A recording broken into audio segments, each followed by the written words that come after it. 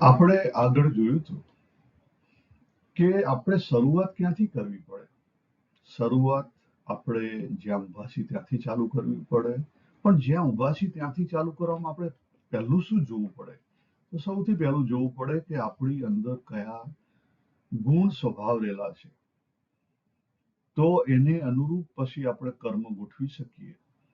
અને આપણા ગુણ સ્વભાવ મુજબ આપણે કર્મ કરીએ તો કર્મની જે ક્વોલિટી છે એ સરસ આવે. બીજી વસ્તુ, એ કર્મમાંથી આપણને સંતોષ, શાંતિ અને સુખ મળે.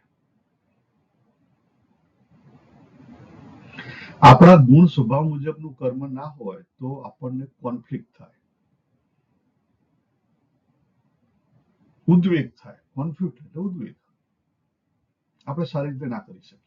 સિમ્પલ છે, તમે જોતા હશો કેટલાક બહુ સારા મિકેનિકલ હોય, કેટલાક બહુ સારા સંગીતકાર હોય. તો સંગીતકાર આ જન્મે થયા એટલે પ્રેક્ટિસથી થયા ના? બધી વસ્તુ પ્રેક્ટિસથી ના થઈ શકે. અમુક હદ સુધી તમે બોડીને પ્રેક્ટિસથી ટેવાઈ શકો, પણ બધી વસ્તુ પ્રેક્ટિસથી શક્ય નથી.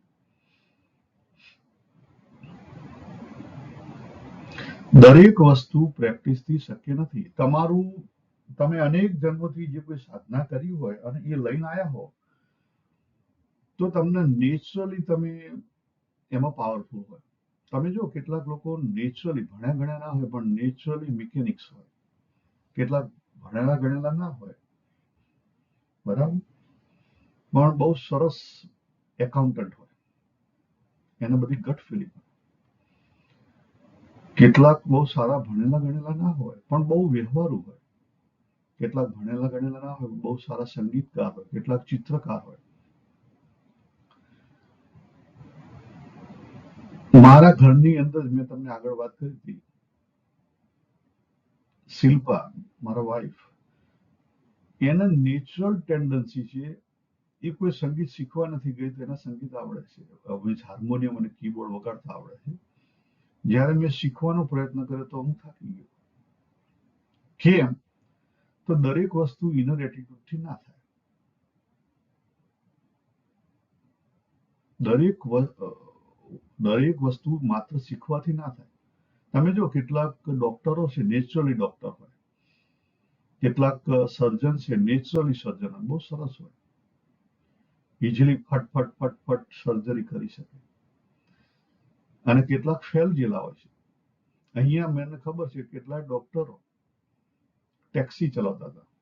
પહેલા અમે આવેલા 2000માં, ત્યારે ખબર હતી કે ઘણા ડોક્ટરો ટેક્સી ચલાવતા હતા. પછી પૂછીએ એટલે કે હું ત્યાં સક્સેસફુલ નહોતો. હવે અહીંયા કેવી રીતે સક્સેસફુલ થવું? ભણવામાં તો ભણી નાખેલું ડોક્ટર તરીકે. એટલે અમારા જ એક સંબંધી છે કે જે પેટ્રોલ સ્ટેશન છે.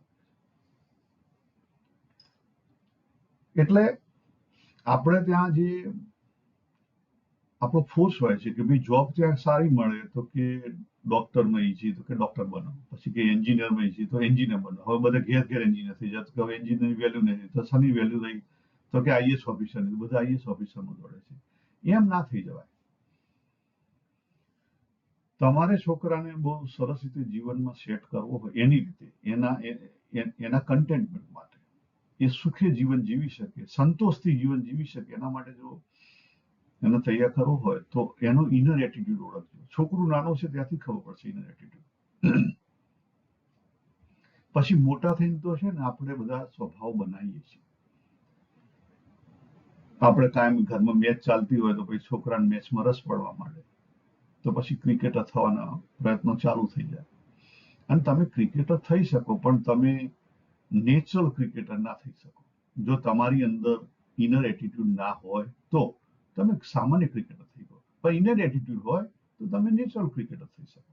આટલો મોટો ફેર છે. એટલે આપણે જે કંઈ કામ કરીએ છીએ એમાં આપણે આપણી સ્પેશિયાલિટી શોધી લેવી પડે. ઘણાને પ્રશ્ન એવો થાય કે લ્યો અમે ભણી નાખ્યું, હવે શું કરીએ? તમે અત્યારે જુઓ ઘણા બધા અમારે જે અહીંયા છોકરાઓ છે,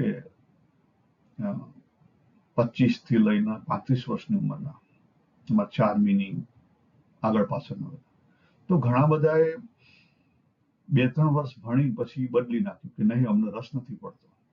આ રસ કેમ નથી પડતો? કારણ કે ઇનર એટીટ્યુડ નથી જોયો. હું મારી વાત કરું તો એ વખતે 86, 81, 83 ની વાત છે. 83 ની અંદર, 82, 83 ની અંદર તમારા જે મેરિટ હોય ને એ પ્રમાણે તમને એન્જિનિયરિંગમાં એડમિશન મળતું. તો પછી એ વખતે પહેલી વસ્તુ આપણને ખબર ના હોય બહુ વિશેષ, એટલે આપણે શું કરીએ કે આપણે મા બાપને મદદરૂપ થઈ શકીએ, આપણું પોતાનું લાઈફ સેટલ થાય. કેવી રીતે? સારી જોબ હોય તો. અને સારી જોબમાં આપણે શું જોઈએ? કોને ત્યાં જોબ ઇઝીલી મળી જાય? તો કે નર્મદા કેનાલ આવવાની, સિવિલ એન્જિનિયરની જરૂર હશે વધારે, તો સિવિલ એન્જિનિયરિંગ લેવા માટે દોડ્યા. બરાબર. હવે સિવિલ એન્જિનિયરિંગ કરી નાખ્યું. તો કે નેચરલી સિવિલ એન્જિનિયરિંગમાં ફૂલ રસ હતો? હા, તો પણ એટલો બધો નહીં કહીએ. જે ખરેખર સ્માર્ટ સિવિલ એન્જિનિયર એટલો બધો નહીં. ભણવાથી તો ભણી નાખ્યા, જવાબદારી હોય એટલે ભણી નાખો તમે. પછી જોબે કરી. જવાબદારી હોય એટલે આપણે કરીએ છીએ, જો બધા કરે છે. પછી ધીરે ધીરે ધીરે ખબર પડી કે સાલું માત્ર સિવિલ એન્જિનિયરિંગમાં તો બહુ બધો એરિયા છે, એની અંદર આપણને ખરેખર રસ ક્યાં છે? આપણે કઈ જગ્યાએ પરફોર્મ કરી છીએ? આપણને કઈ જગ્યાએ પરફોર્મ કરીએ કે જેથી સંતોષ મળે? તો એ શોધતા શોધતા શોધતા ખ્યાલ જે ટેન્ડરિંગ અને મેનેજમેન્ટ અને એસ્ટિમેટિંગ એ એરિયામાં કોસ્ટ એન્જિનિયરિંગ જેને કહેવાય, wider cost engineering, cost and contract engineering, એમાં રસ પડ્યો અને એ ગમે ત્યારે કરી શકીએ કામ. એને એ કામ કરવાથી કંટાળો નહીં આવે. ત્યારે એવું કહી શકાય 35 વર્ષે ઠેકાણું પડ્યું. કેટલા વર્ષે? 35 વર્ષે.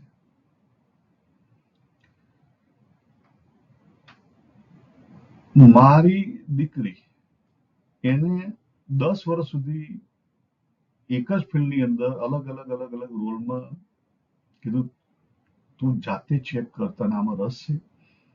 શરૂઆતમાં એ આવી તો એને એસ્ટિમેટિંગ ના ગમ્યું, કઈ વાંધો નહીં. પછી કોન્ટ્રાક્ટ એડમિન અને ક્વોન્ટિટી સર્વિંગ આપ્યું, તો એમાં પણ એને રસ્તો પડ્યો, પણ એટલો બધો નહીં. પછી પ્રોજેક્ટ મેનેજમેન્ટ આપ્યું, એમાં એને રસ્તો પડ્યો, પણ એટલો બધો નહીં. પણ એ બધું કરતા કરતા એ એક ડિસ્પ્યુટમાં, એક બે ડિસ્પ્યુટના કામોમાં એ મદદરૂપ થઈ અને એમાં વધારે રસ પડ્યો. પછી આખરે એને એ સિલેક્ટ કર્યો અને એ એરિયા એને મેઇન કર્યો. એટલે તમારે સમજી નહીં લેવાનું કે ઓ તમે આ ભણ્યા એટલે એમાં તમે પરફેક્ટ છો. ના ના, એવું નથી. આપણે મોટા ભાગે આજનો વ્યવહાર, જે ભગવાનની વાત કરી કે આ જે પરંપરા છે આપણી, કર્મની જે પરંપરા હતી, જેના કારણે આપણા સ્વભાવ સચવાઈ જતા હતા, એ તૂટી ગઈ છે. જન્મ અને કર્મની જે પરંપરા હતી એ તૂટી ગઈ છે. પહેલા જીવ જન્મ કેવી રીતે લેતો કે એની જે સ્કિલ હતી ને ત્યાં ત્યાં રહેતો, પણ હવે બધું વાઇડર થઈ ગયું. અને આપણું મૃત્યુ છે, ખબર છે કે મૃત્યુ ગમે તે થાય અને તમારો જેવો છેલ્લા બધા જે ભેગા કરેલા હોય રસ, એ પ્રમાણે તમે બીજે જન્મ લો. એટલે મોટા ભાગના જન્મ કેવા થઈ ગયા? સંજોગ આધારિત થઈ ગયા. કેવા આધાર થઈ ગયા? સંજોગ. અને સંજોગથી જન્મ થાય. હા, જો ભગવાન બુદ્ધ ખરા, ભગવાન બુદ્ધનો આખો ઇતિહાસ કે છે એ અનેક જન્મ એ સાધુ તરીકે મેડિટેશન કરેલું છે, એમનો એ સ્વભાવ હતો. અને જન્મ્યા ક્યાં? ક્ષત્રિયમાં. આખરે સાધુ થયા ત્યારે એમને સંતોષ થયો. એવું જ ભગવાન મહાવીરને એવું થયેલું. જો આ જોઈએ તો ખબર પડે કે ભગવદ ગીતા સાચું કે છે. ખ્યાલ? ખાલી ખાલી માનવાની જરૂર નથી. આપણે શું છે, આપણે બની બેઠેલા આસ્તિક છીએ. બની બેઠેલા આસ્તિક નહીં બનો. અંદર ખરાઈ કરી અને સાચા આસ્તિક બનો, નહીં તો નાસ્તિક સારા છે. બની બેઠેલા આસ્તિક કરતા નાસ્તિક સારો છે, કે ચોખ્ખું તો કે છે. અને નાસ્તિકની મુક્તિ બની બેઠેલા આસ્તિક કરતા વહેલી થાય. 3 પ્રકારના માણસ થાય. એક બની બેઠેલો ખોટો પાખંડી, જેને પાખંડ કહેવાય. બીજો જે સાચું બોલે છે જેમ છે તેમ, એમાં બે ભાગ આવે, એક આસ્તિક એક નાસ્તિક.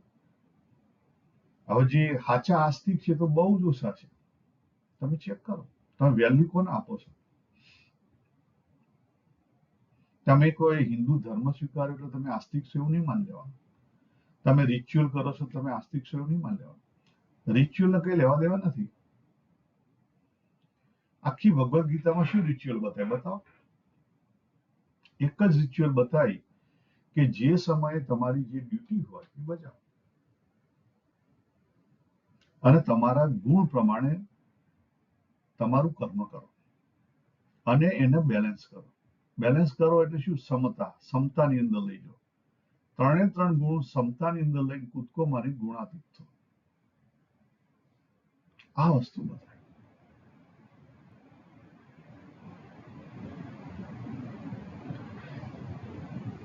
એટલે આપણે જ્યાં ઉભા છીએ ત્યાંથી આપણે ચાલુ કરવાનું છે. આપણા ઇનર એટીટ્યુડ ચેક કરીને આપણે ચાલુ કરવાનું છે. બરાબર છે, અત્યારે પરંપરા તૂટી ગઈ છે એટલે આપણે ગમે ત્યાં હોઈશું, પણ ધીરે ધીરે ધીરે આપણને પૂર્ણ સ્વતંત્રતા છે.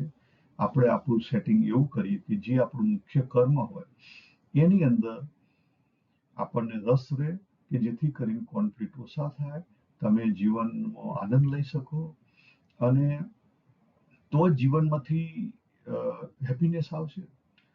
એટલા માટે તો ઈશાવાસ્ય ઉપનિષદમાં કહેવામાં આવ્યું છે કે જે પ્રકૃતિ ભ્રમ છે, પ્રકૃતિ ભ્રમના પહેલા ઓળખો, પહેલા પ્રકૃતિ ભ્રમથી પર થો.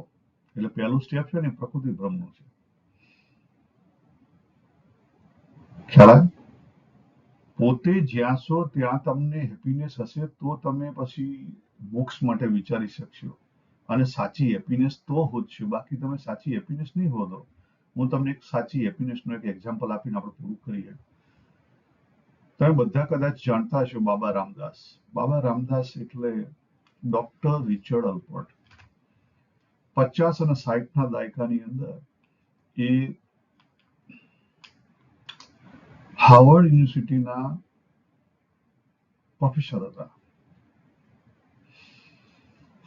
અને એ વખતે યુરોપથી ત્યાં પેલી ડ્રગ આવી હતું LSD. તો એમણે અને એમના ક્લાસના બીજા બધા અમુક ભેગા થઈને એમ બધા ભેગા ટેસ્ટ કરેલા. એમનું કેવું શું હતું? એ ક્યાં અટકેલા હતા? એ અને બીજા એમના મિત્ર પ્રોફેસર બે ક્યાં અટકેલા હતા? બાબા રામદાસ એ અટકેલા હતા કે સારું દારૂ પીએ છીએ તો થોડો સમય મજા આવે છે, કારણ કે માઇન્ડ શટ ઓફ થઈ જાય. આ ડ્રગ લઈએ તો અઠવાડિયું મજા આવે છે. તો આ જે આનંદ આવે છે ક્યાંથી આવે છે? આવો આનંદ કાયમી કેવી રીતે રહે? જો વિચાર કરો, એ એટલી હદે જઈ શકે. આપણે નથી જઈ શકતા. આપણે સત્સંગમાં દર રવિવારે શનિવારે જઈએ છીએ, પણ આપણે ઇનર હેપીનેસને ઓળખી નથી શકતા. અને પછી એ નીકળ્યા અને બધું જતું રહ્યું એમના પછી. પછી નીકળ્યા અને બધું જતું રહ્યું. તો આજે વર્લ્ડલી હેપીનેસ માટે પણ તમારે અંદરના કર્મ, ગુણ કર્મ સ્વભાવને ઓળખવા પડે. ગુણ સ્વભાવને ઓળખો તો વર્લ્ડલી હેપીનેસ, વર્લ્ડલી કર્મ સારા થાય અને વર્લ્ડલી હેપીનેસ પણ તો મળે. આપણે અહીંયા પૂરું કરીએ. સર્વેને જય શ્રી કૃષ્ણ. હરિ ઓમ.